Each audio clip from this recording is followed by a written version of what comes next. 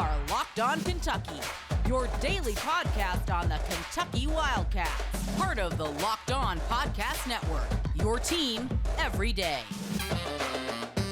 All right, what's going on, Big Blue Nation? Welcome on into Locked On Kentucky, your daily Kentucky Wildcats podcast. I'm your host, Lance Dawe, writer for USA Today for various SEC-related things, but on this podcast specifically, we take a dive into all things Kentucky athletics. On today's episode, we are going to be recapping Kentucky basketball's 92-77 win over the Georgia Bulldogs, and honestly, we did not expect this game to be very close. In fact, if you listen to last week's episode on Friday previewing this matchup, we knew from the get-go that this was not a very efficient Georgia team, and even at their peak, they probably were not going to be able to take down the Wildcats, and it took some heroic performances from this Georgia team to even get it close, but there were some heroic performances for the Wildcats that really separated Kentucky in this matchup. So let's just go ahead and get into it, talking about the first half. We're going to break down the second half later, then we're going to have some final thoughts to wrap the show up. Again, 92-77 was the final score. Right off the bat here, before we actually get into anything, I want to point out it was the stat of the podcast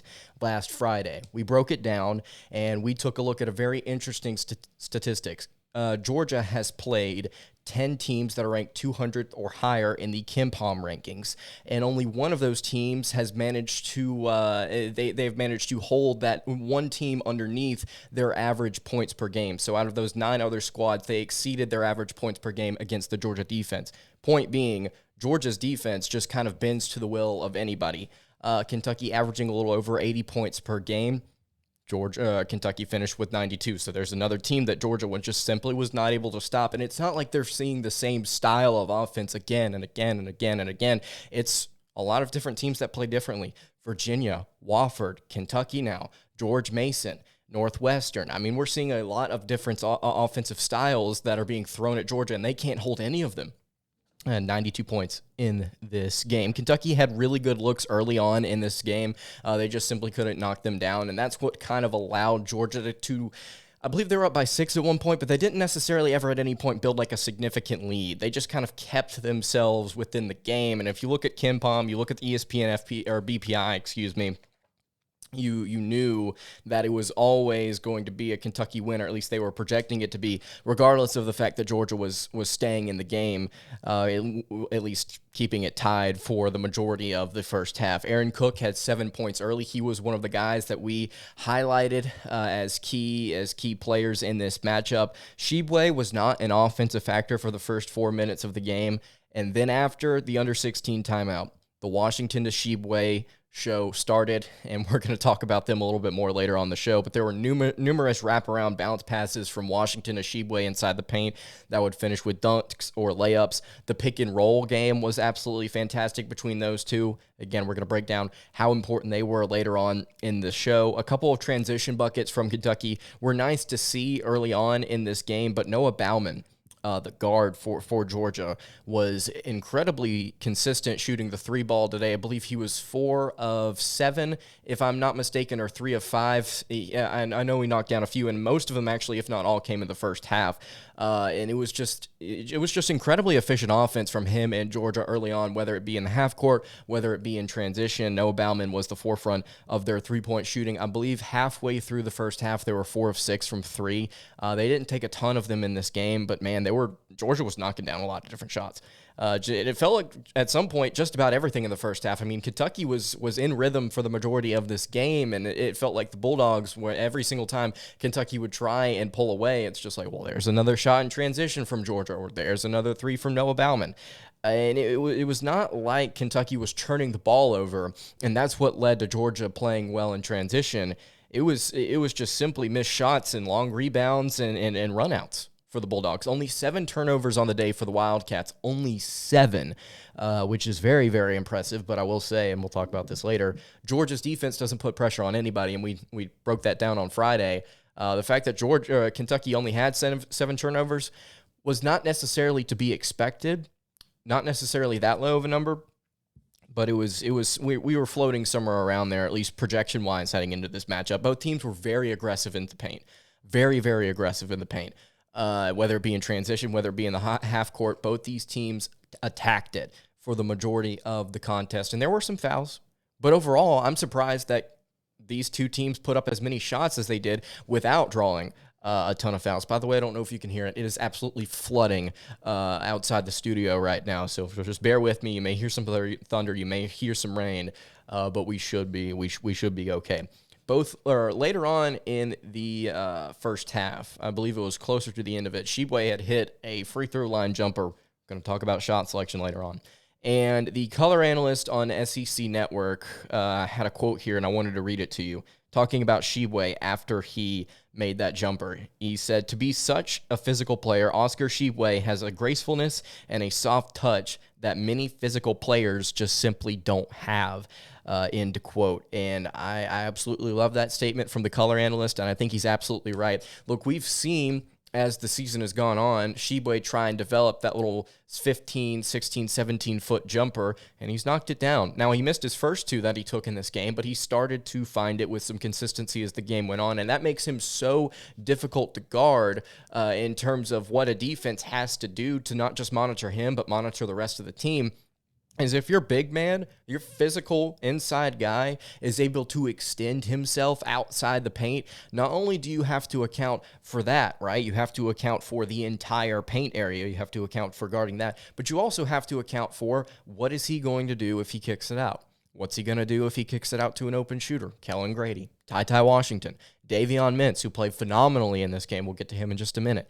Savhir Wheeler when he comes back. I mean, there are a lot of things that can stem off of what Oscar Tshiebwe does, and it hurts teams so much whenever he is able to show the ability to hit that outside shot. And it's not outside shot from three. It's his outside shot, which is just outside the paint. 12 points, 10 rebounds for Oscar Tshiebwe, a double-double in the first half for Tshiebwe, and he was taken out of last week's game against LSU for foul trouble. Did not get into it in this contest.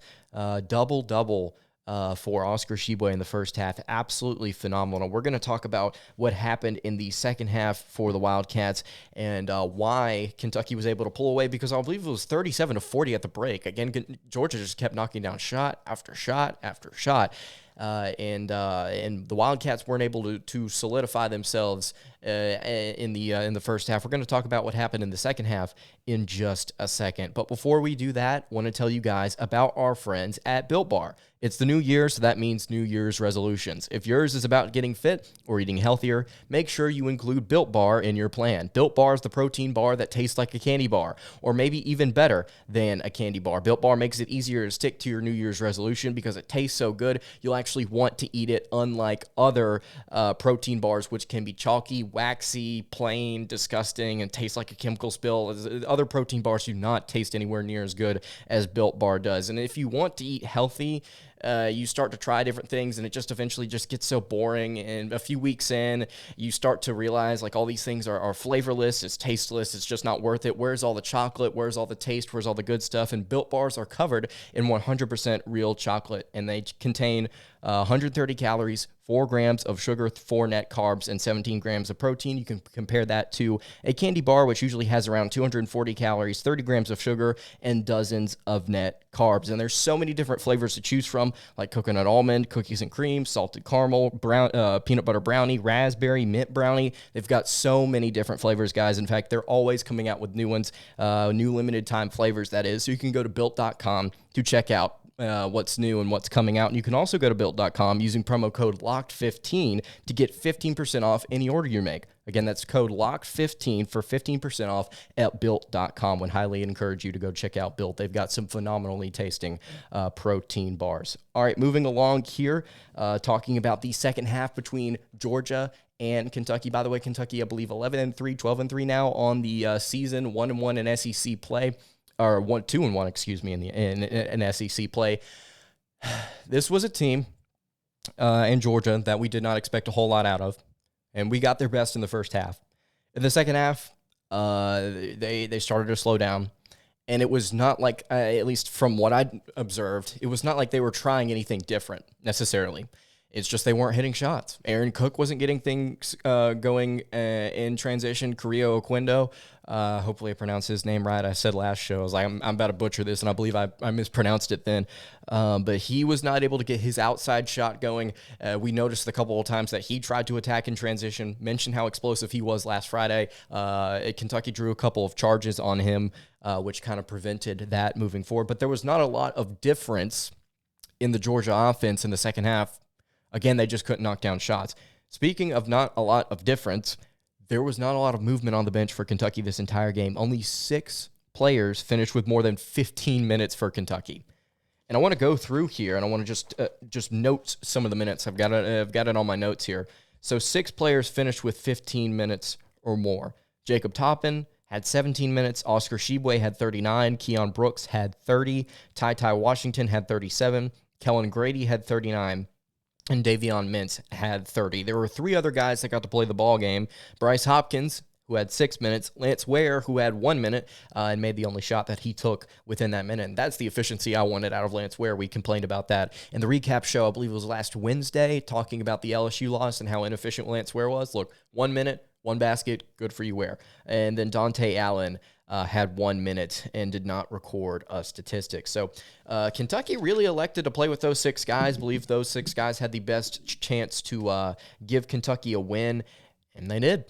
They went out and executed in the second half. Again, not a lot of ball movement, or not a lot of movement off the bench for the Wildcats. Davion Mints talked about him having 30 minutes. He came up huge in absence of Savhir Wheeler. Because Wheeler was out with this game of this game, sustaining a neck injury. I hope he's back soon. They kept flipping to him on the sideline. And he looked fine, or at least looked okay to me. But Davion Mints came up huge without Savhir Wheeler being able to play. He had 19 points, was 7 of 10 from the floor, and 5 of 7 from 3. And Davion Mints was not playing point, at least for the majority of this game. It was TyTy Washington who had absurd numbers. Talk about that in just a second. But the reason that Mints was important in the absence of Wheeler is because it allowed TyTy Washington to play point guard, and Mints worked at shooting guard. And look, out of any shooting guard, starting, bench, whatever, if you can get 5 of 7 from 3 out of him on a given night, that's absolutely phenomenal.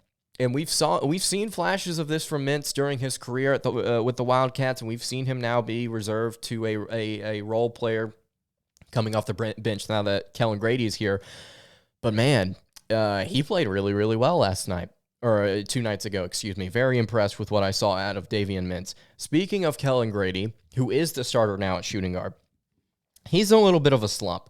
Was 4 of 13 from the field against the Bulldogs, was 1 of 7 from 3 in this game, and he did not shoot well against LSU last week. He's in a little bit of a slump, and I talked about before conference play started about how important this kid is going to be as the season progresses, and I still believe that he's going to be. He's just in a little bit of a slump now, but I think we need to continue to get him the ball. I think we need to continue to let him shoot because he has proven that he is one of the better shooters in the country, shooting about 47.8% from 3, I believe, or almost 48% from 3, which is 11th in Division I right now. He's a shooter. He's going to pull out of this.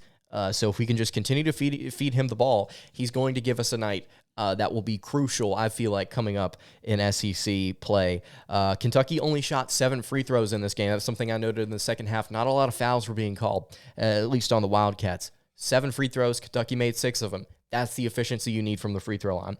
Only 10 personal fouls for Georgia. Only 10 personal fouls. This is a team that doesn't foul a lot in Georgia. They only average 14.7 fouls per game. We noted on Friday's show that was 55th nationally, and that was probably the only thing the Bulldogs do well is not foul teams. Georgia, on the other hand, got 21 free throws as opposed to Kentucky's 7, and Georgia made 19 of those 21 free throw attempts, which is crazy, just absolutely crazy. You don't see a team often make 90% of their free throws if they're taking more than 20 of them. Keon Brooks, I've criticized this kid on and off this season, Played very well, 6 of 8 from the floor, had 14 points, had a thunderous dunk at the beginning of the second half, and it was just point of emphasis. Kentucky was playing well with transition. They were attacking the paint. They were getting things to work inside. There were layups. There were dunks. It was just boom, boom, boom, boom at the beginning of the second half. And Georgia, who doesn't put pressure on anybody, was not able to defend the Wildcats in the paint. Only 4 players for Kentucky took a 3 this game, and only 2 made one. It was Kellen Grady and Davion Mints. And honestly, do not expect this team to be shooting a ton of threes given their statistics and given the fact that Cal just doesn't have teams that take threes a lot. But only 4 players to take a 3 and only 6 players to play significant minutes was a little odd. It was just a little odd to me, and we didn't see them shoot a lot from downtown in the second half. Speaking of things that that did work in the second half, though, that did happen in the second half consistently, Tshiebwe shooting the ball in the paint. He was not stopped. He just simply wasn't stopped in the second half. Again, like I mentioned, Georgia shows no pressure on defense, and it was absolutely embarrassing. And it allowed Kentucky to really get in rhythm in the second half offensively. And I don't think, without watching the game, you can truly get an understanding of just how bad Georgia's defense is in terms of making opponents uncomfortable.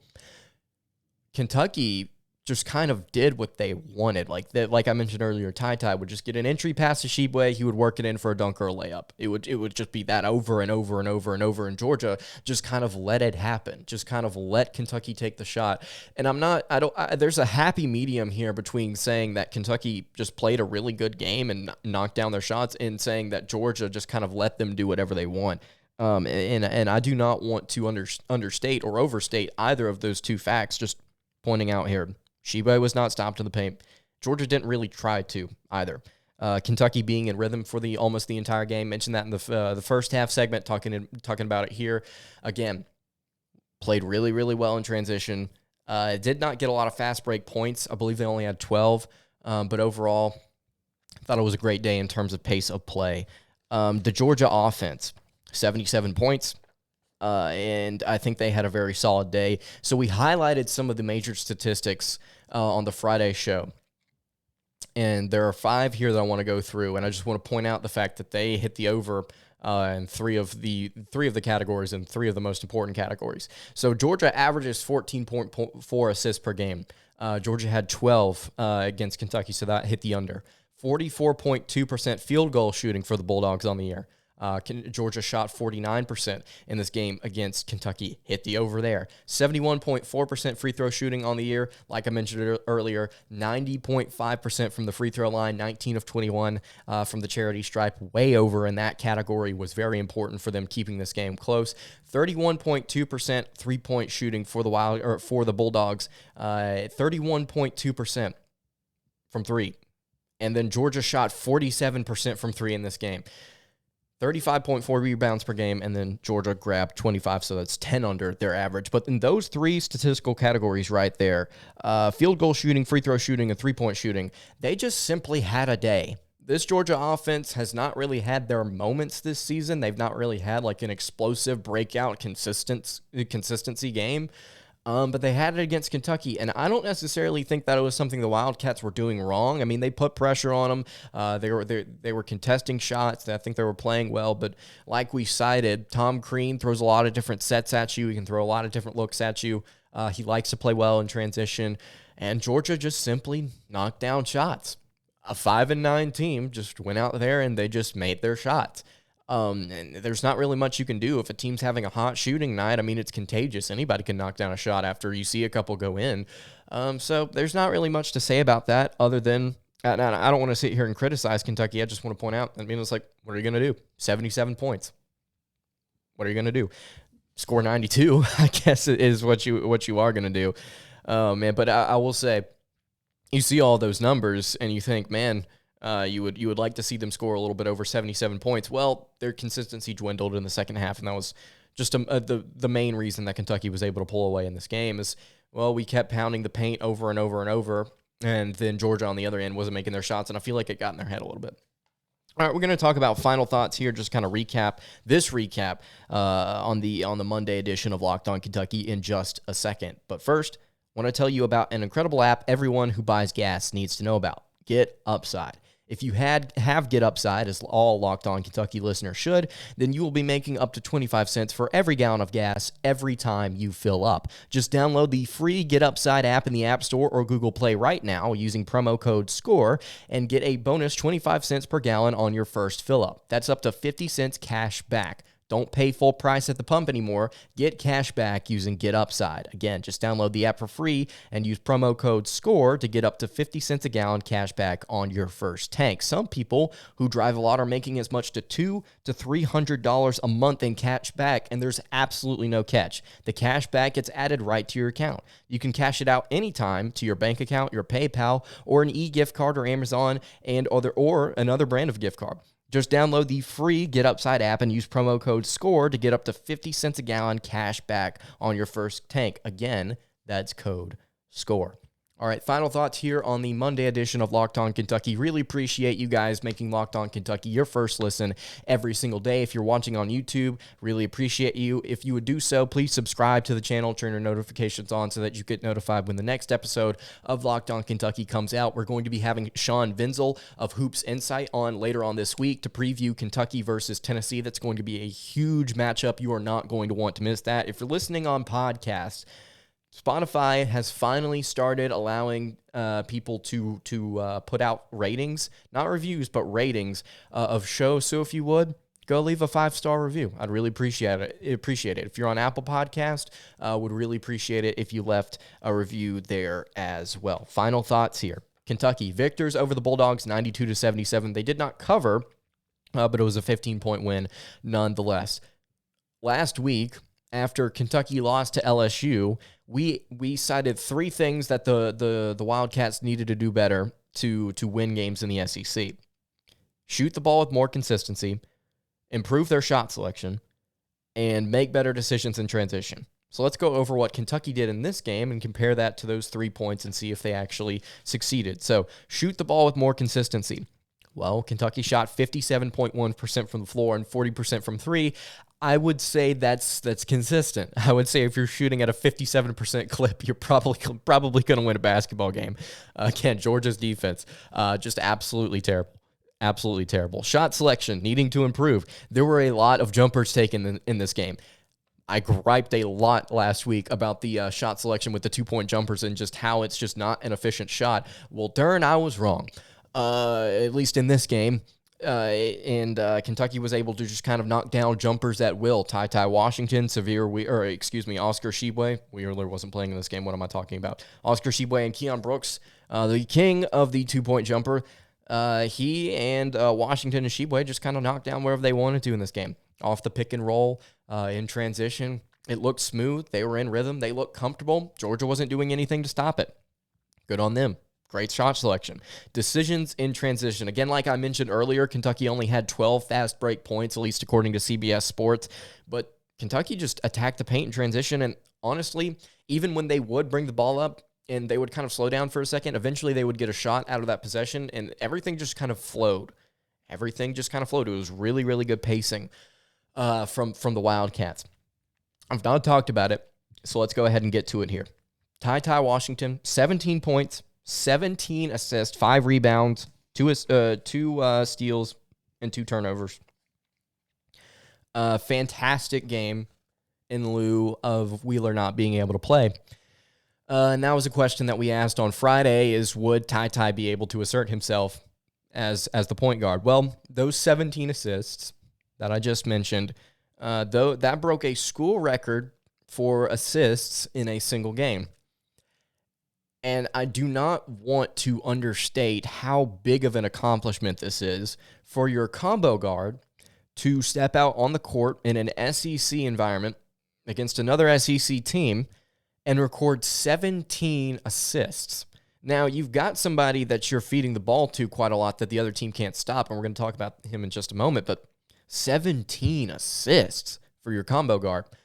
TyTy Washington is an NBA player. He looks ready for it already. I know he's only a freshman. I'm willing to commit. I think he's ready to play in the NBA. Absolutely phenomenal what we saw. And part of it has to do with the fact that he is a combo guard And you have to respect his shot. He was 8 of 13 on the day from the floor, 17 points to go with those 17 assists. That's really, really hard to stop. And I'm not saying I don't want Savhir Wheeler to come back or anything. I'm not saying that Savhir Wheeler doesn't do great things for this offense. But when you're getting 17 points out of your starting point guard, if you're getting a kid that can shoot well out of your starting point guard, it makes it really difficult to guard other options on the floor. That's why he was able to pick so many assists up. But he was going to one guy in particular, and that was Oscar Tshiebwe. Tshiebwe finished with 29 points, was 13 of 20 from the floor, and 17 rebounds, 2 blocks, and played all but 1 minute of the matchup. Those two guys, TyTy Washington and Oscar Tshiebwe, I've talked about Savhir Wheeler and Oscar Tshiebwe, that being the best big man and guard combo in the country. I mean, Wheeler's out, and Washington just slotted right in, and I mean, it still looks like the best combination in the country. It's absolutely phenomenal what this kid in Tshiebwe has done for this Kentucky offense. Leads the SEC in points per game, believe it or not. Teams like Auburn, teams like LSU, they're not scoring as much as the Wildcats are.